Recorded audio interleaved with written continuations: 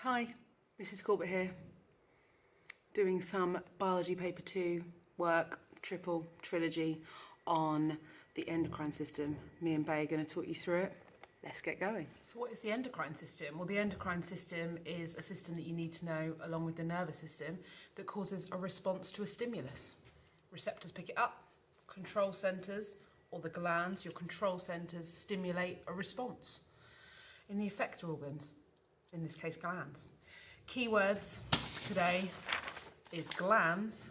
Glands are organs that secrete, which is a gross sounding word, right? Secrete hormones. Hormones are chemical messages that bring around a response to stimulus.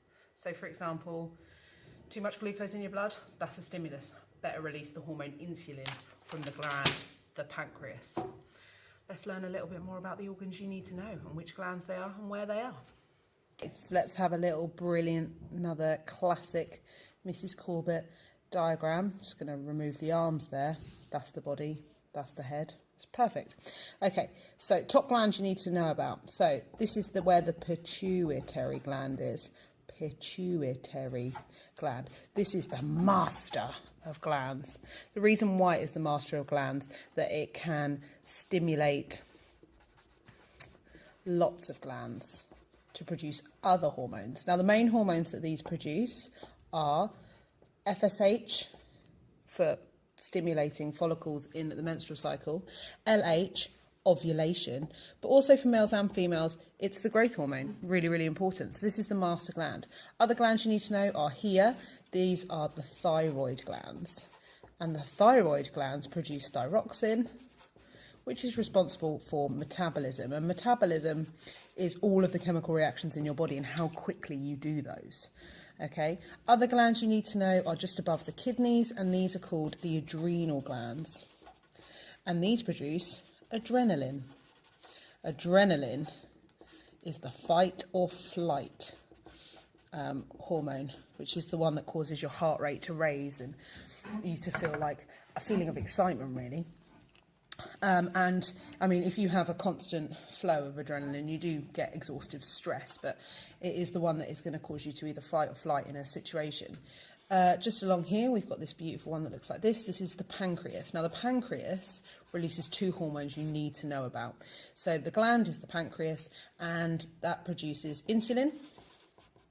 Insulin retrieves glycogen, and then glucagon, which changes glycogen back into glucose when you have a low amount of it. Also here, you may, if you are female, have ovaries, which are responsible for producing estrogen and progesterone. And estrogen is responsible for stimulating LH, inhibit FSH, to stop too many eggs being matured, and also to grow the lining of the uterus. Boys will produce testosterone in the testes, which I can't spell apparently. And this is responsible for testosterone, which will be responsible for secondary male characteristics. The ovaries as well will be producing estrogen for female characteristics. Key points about this is hormones travel in the blood to target organs. So for example, the pancreas will produce insulin. It will travel in the blood to the target organ, which is the liver, where glucose is stored as glycogen. Boom, that's it. This guy was actually pretty useless. Conversation's dried up as well. That was the endocrine system. So the endocrine system does have a bit in common with the nervous system. Still has receptors. There's still a coordination centre which stimulates a response in the effector organs. So remember, effector organs could be muscles or they could be glands.